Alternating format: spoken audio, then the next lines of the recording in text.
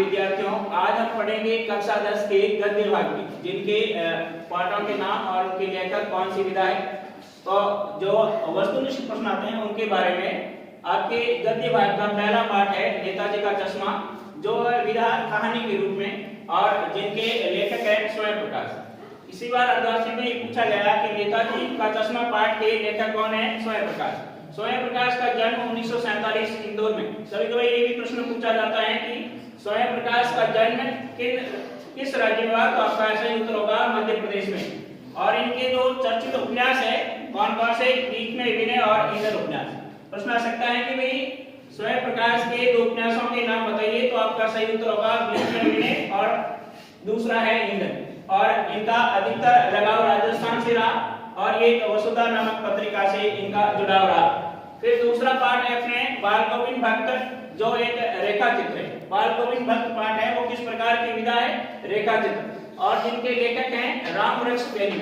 इनका जन्म बिहार राज्य में होता है 1899 में।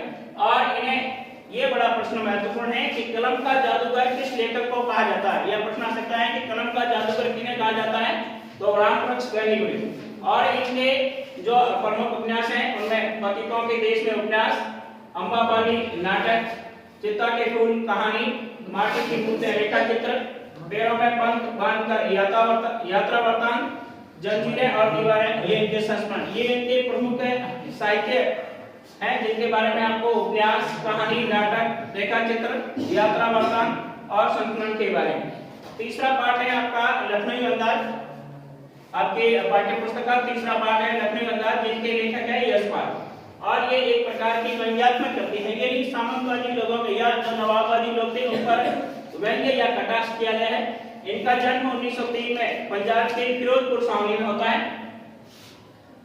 यशपाल की प्रारंभिक शिक्षा कागरान होती है।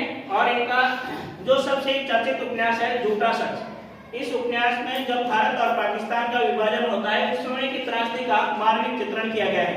प्रश्न ऐसा भी कर सकता है कि झूठा सच उपन्यास के रचनाकार कौन है, यशपाल।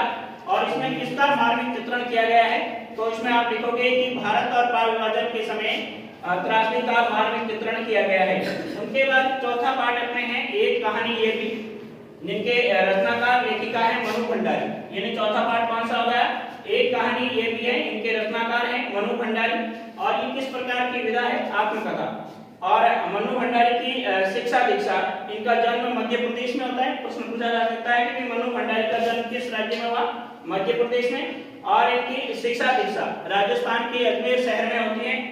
और इनके दो प्रमुख चर्चित उपन्यास हैं आपका बंटी और महाभूत। प्रश्न ऐसा भी आ सकता है कि मनु भंडारी के दो प्रसिद्ध उपन्यासों के नाम, तो आपको उत्तर होगा आपका बंटी और महाभूत।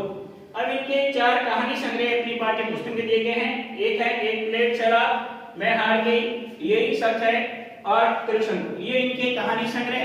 तो ये आपके चार पाठों का आप अध्ययन करेंगे। अगली क्लास में हम 2 अध्याय और पढ़ेंगे और इनके बारे में आपका वस्तुनिष्ठ प्रश्न आ सकता है। इसलिए आपको ध्यान से लेखक का नाम, किस प्रकार की विधा है और इनका आपको पूरी जानकारी के साथ अच्छी तरह से पढ़ना है। कोई प्रश्न आपका गलत नहीं होना चाहिए।